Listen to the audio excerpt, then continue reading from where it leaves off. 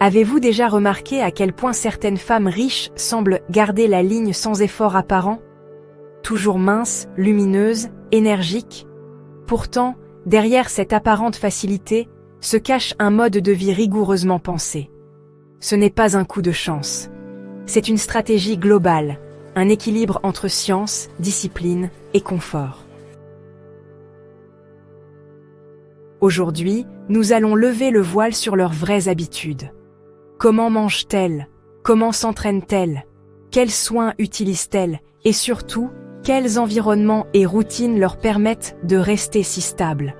Vous allez voir que la minceur, pour ces femmes, est le résultat d'un art de vivre, pas d'un régime. Elles mangent en fonction de leur ADN, pas de leur humeur. Les femmes fortunées ne mangent pas pour se remplir. Elles mangent pour se réguler, pour se maintenir à leur niveau d'énergie optimal. Et tout commence par la précision. Leur alimentation est souvent le fruit d'un travail de professionnels. Nutritionnistes, spécialisés médecins, fonctionnels, coachs en nutrigénomique. Ces experts procèdent à des tests ADN, des analyses de microbiote intestinal, des bilans sanguins métaboliques et même des examens hormonaux avant de construire un plan alimentaire. Leur approche repose sur une logique de nutrition personnalisée. Pas de plans identiques, pas de solution universelle. Ce qui fonctionne pour l'une peut être contre-productif pour l'autre. Par exemple, certaines évitent le gluten, d'autres non. Certaines consomment des graisses saturées comme l'huile de coco, d'autres les bannissent au profit des oméga 3. L'objectif, une digestion légère, un cerveau clair, une glycémie stable. Au cœur de ce système se trouve souvent le chef privé, une figure discrète mais centrale. Ce n'est plus un luxe, mais une norme dans certains cercles. Il adapte les plats à l'état émotionnel, au sommeil de la veille, au projet du jour. Tout est calculé pour nourrir le corps sans surcharge, tout en maintenant le plaisir gustatif. Et ce plaisir, justement, n'est jamais oublié. Les assiettes sont magnifiquement présentées, les ingrédients choisis pour leur goût, autant que pour leur pouvoir fonctionnel. Le brocoli est cuit à la vapeur douce. Le citron est bio et râpé au dernier moment. L'eau est souvent alcaline, dynamisée, filtrée, parfois infusée de cristaux. Le sport n'est jamais vécu comme une punition, mais comme un temps de connexion avec soi. Loin des salles bruyantes et impersonnelles, les femmes fortunées privilégient des espaces privés, esthétiques, souvent intégrés à leur résidence. Leur activité physique repose sur la constance, l'écoute du corps et l'élégance du mouvement. Le pilate reste la discipline reine, mais il est souvent complété par du yoga vinyasa ou kundalini pour la circulation de l'énergie, des séances de danse contemporaine ou classique, pour la grâce des balades matinales pieds nus dans le jardin et des sessions de boxe pour libérer les tensions internes. Les coachs personnels sont disponibles à tout moment, mais surtout capables de s'adapter. Ils réagissent aux données physiologiques transmises par montres connectées, tests de variabilité cardiaque ou état de fatigue générale. Résultat: pas d'effet yo-yo, pas de blessure, pas de lassitude.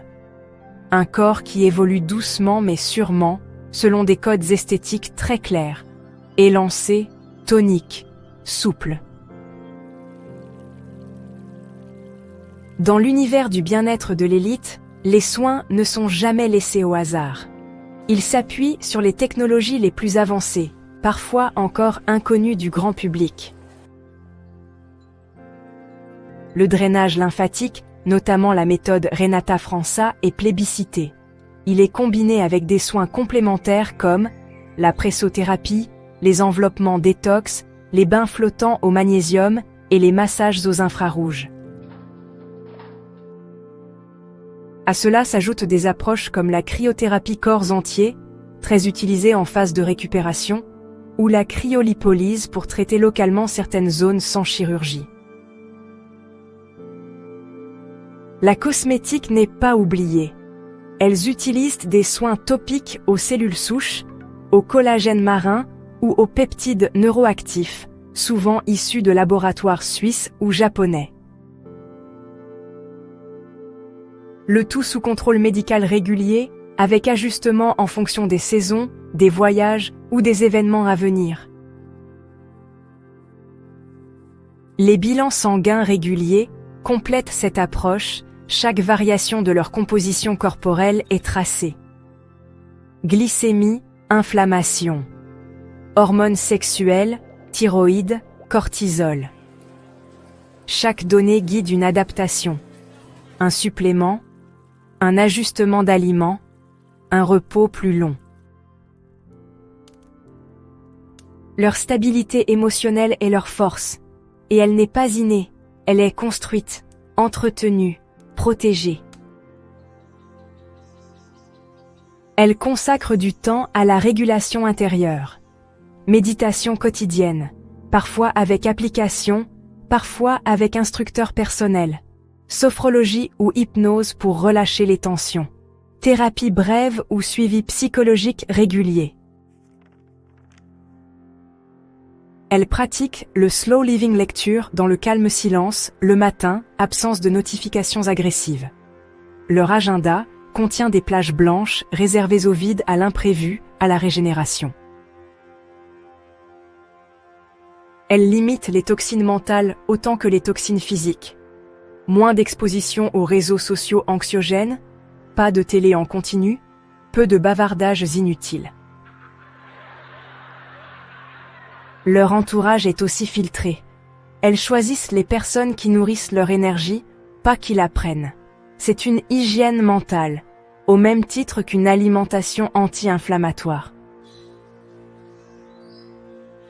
Leur minceur n'est pas le fruit d'une lutte individuelle. C'est le produit d'un système global optimisé. Elles délèguent ce qui les disperse. Les courses, la logistique, l'entretien.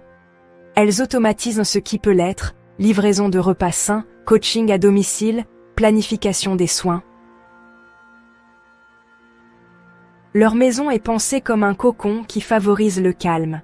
Matériaux naturels, lumière douce, bruit atténué, literie haut de gamme, arômes subtils. Leur garde-robe aussi soutient leur image et leurs sensations corporelles. Des matières nobles, respirantes, sans contrainte. Et elles ne vivent pas seules. Leur cercle social est composé de personnes qui les inspirent. Entrepreneurs, artistes, thérapeutes, mentors, amis bienveillants. Ce réseau agit comme une armature invisible. Il leur permet d'être constantes, de ne pas douter, de ne pas abandonner.